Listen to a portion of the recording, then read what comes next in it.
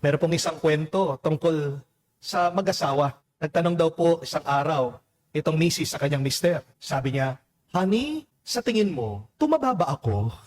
Kaya ito pong lalaki, nagdasal muna bago sumagot. At nagsalita po yung mister. Sabi niya, "Hindi naman." Natuwa po, napangiti itong babae. Pero may dinugtong yung mister. Sabi niya, "Hindi ka tumaba, lumapad ka lang." Patay. Natulog sa sala yung mister. My dear friends in life, remember this. There are two kinds of people. The first one are like fountains. And the second one are like drains. Ang fountain, nagtataas po ng tubig, while the drain, nagbababa ng tubig. Ibig sabihin, ang dalawang klaseng tao sa mundo ay first people who lift other people up. And the second kind are people who put down other people.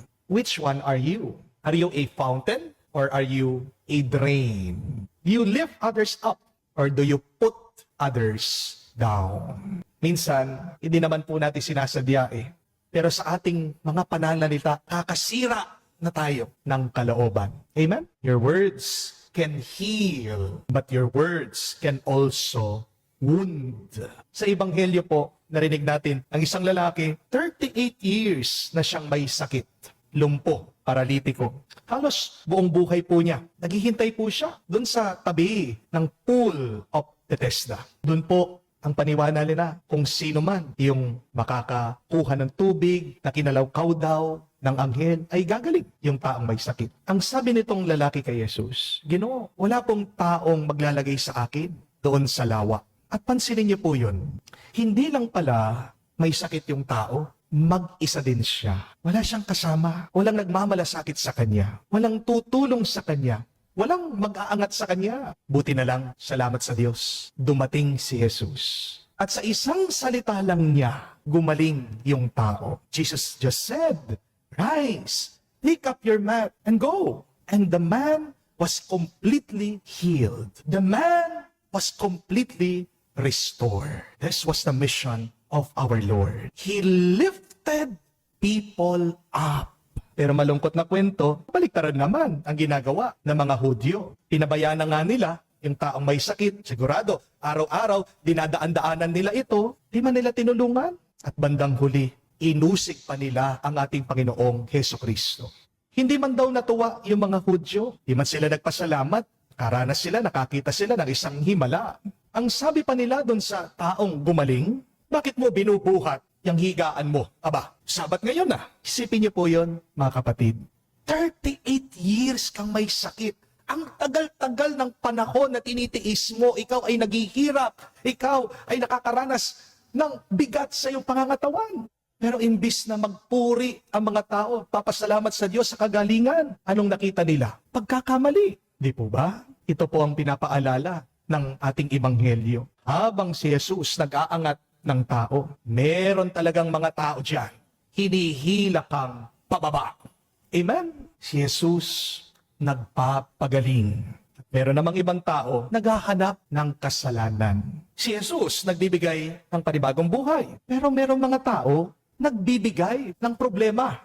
Si Jesus nagpapalaya habang ang mga Hudyo naghahanap ng batas para manghusga.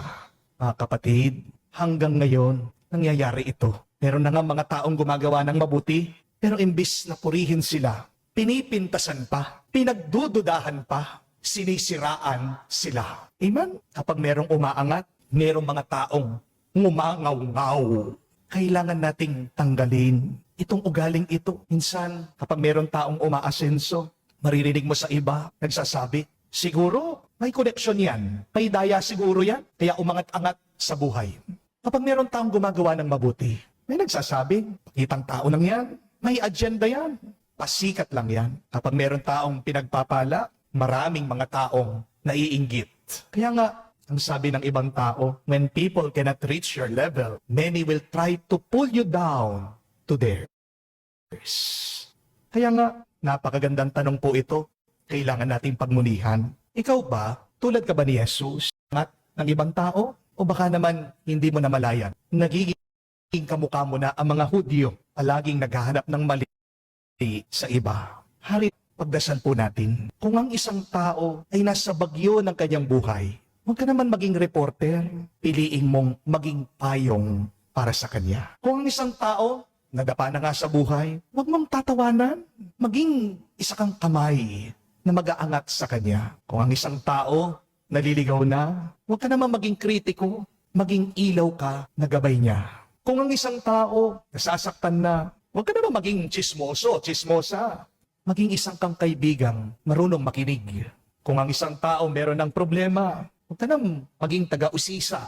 Maging kang isang balikat na masasandalan niya. Kung ang isang tao nagkamali, huwag kang maging tagapagparusa. Maging kang isang puso na marunong magmahal at magpatawad. Kung ang isang tao nanghihina na, huwag ka nang maging pabigat pa. Maging lakas kanya. Kung ang isang tao nahulog na sa kasalanan, huwag ka nang maging isang bato na makakapanakit sa kanya. Maging kamay ka na mag-aalay ng daan pabalik sa Diyos. Kung ang isang tao umiiyak na, huwag kang maging dahilan ng luha niya. Harinawa, maging dahilan ka ng kanyang pag-asa. Meron pong isang bata na binubuli ng mga kaklase niya. Kaya yung bata po, nakita niya yung pari at doon po nagbubukas. Doon nagsasabi ng kanyang lungkot. Natanong daw po nitong bata na binubuli, sinasaktan ng kanyang mga kaklase, Father, bakit ba ang daming masasamang tao? Bakit ang sama-sama ng mga kaklase ko? At sabi po nitong pari, hindi sila masama. Meron talagang mga tao nasasaktan lang at walang tumulong sa kanila para maghilom. Remember that, my dear friends. There are no bad people, only hurt people who do bad things. Mga kapatid, huwag niyong lalakasan ang pananalita niyo dahil ang kulog hindi nakakapagpatubo ng puno ng bulaklak. Raise your words, not your voices. Because remember, it is the rain that grows flowers, not thunder. Dahil kahit naman sigawan mo yung isang tao, kahit nalakasan mo ang boses mo, hindi nakakabuti yan sa kanya. Amen? Sa halip, kapatid, piliin mo, taasan mo pa ang iyong mga salita. Huwag ang iyong boses. Tandaan niyo po ito, ang sigaw nakakabingi, habang ang pag-ibig nakakapagbago. Kaya kung gusto mo na magbago ang buhay ng isang tao, huwag na huwag mo siyang sisigawan. Amen? Kaibiganin mo, unawain mo, at mahalin mo. Mga kapatid, sa ating mundo ngayon, ang dami ng mga taong naghihila pababa. Harinawa, huwag mo na silang dadagdagan pa. Pagdasal natin sa banalamisang ito, maging katulad tayo ng ating Panginoong Hesukristo. Live someone today. Encourage someone today. Give hope to someone today. Dahil hindi natin alam, sa isang mabuting salita mo lamang, maaaring magbago ang buhay ng isang tao. At pag nagbago ang buhay ng isang tao, nagiging instrumento ka na rin ng pagbabago ng buong mundo.